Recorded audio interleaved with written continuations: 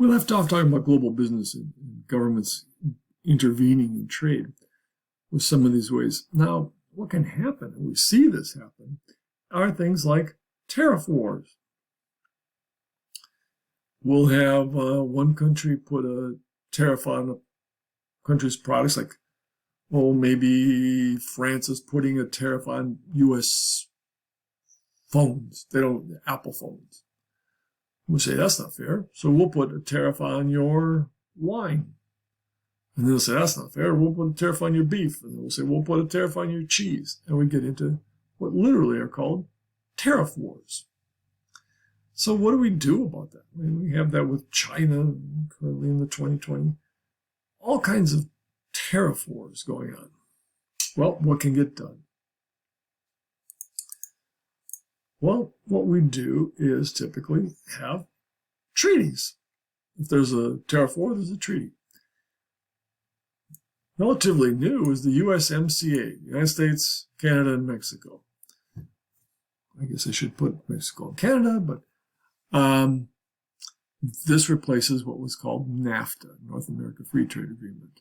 This is an agreement to help promote free trade across North America so that there's no tariffs, so that goods can move, so that people know that trucking can happen, to make sure that the wages in the countries are relatively the same so that nobody has an advantage over the others.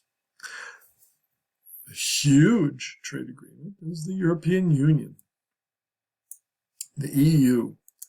The EU actually started out as what was called the common market. They got together and they said, let's just agree on trade.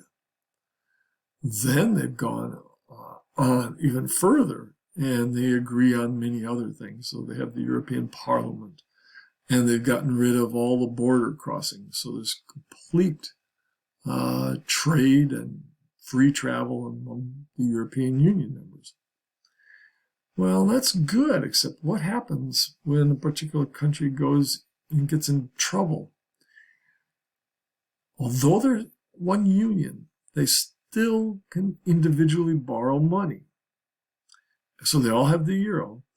But what happens when a country like Greece or Spain or Portugal borrow to support whatever government programs they decide, whether it's government medical care or health care or government pensions, and they run out of money?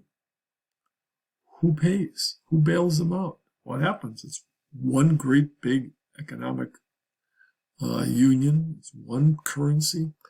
There's issues, so it's not all easy. But this has had, obviously, tremendous benefits to the European members. Another trade was GATT. This is a global trade. This is very large. The Global Agreement, General Agreement on Tariffs and Trade.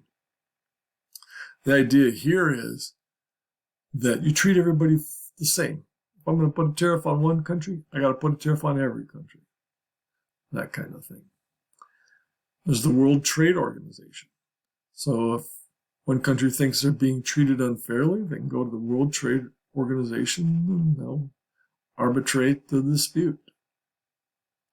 They did that recently. The United States had to pay something to France, I believe, or it was the other way around, because of a particular tariff.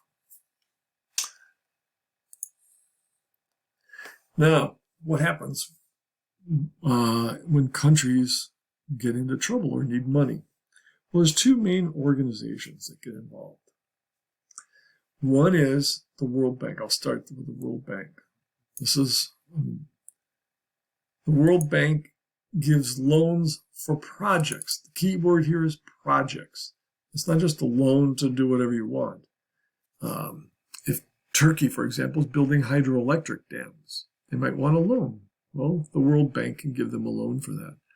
You might be giving a loan to build a shipping port or airports or major projects in the country. And the World Bank will loan money to those countries. The IMF is a much larger, in terms of money, organization.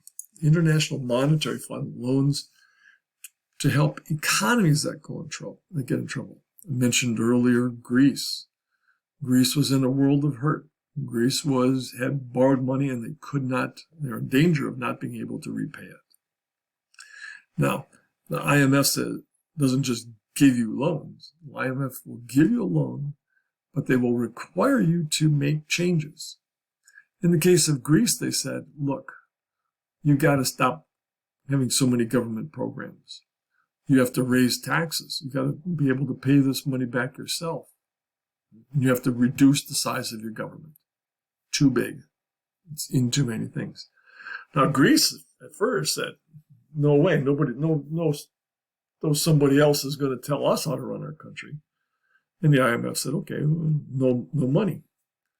And it came down to it that Greece was in such bad straits that Greece caved in and said, okay, we're going to make the changes.